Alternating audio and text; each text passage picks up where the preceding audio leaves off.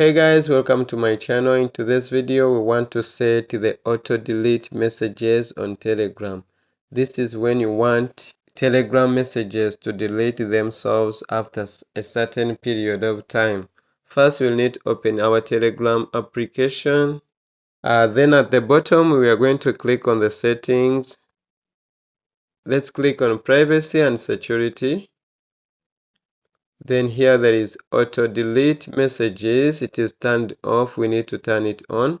Now it is off. We want to turn it for 1 day. Here messages will be deleting themselves after 1 day or after 24 hours.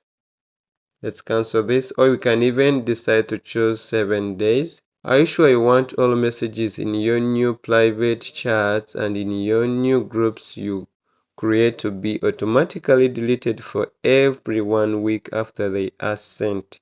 So you will confirm it by clicking on enable, which means every after 7 days all the messages will be deleting themselves.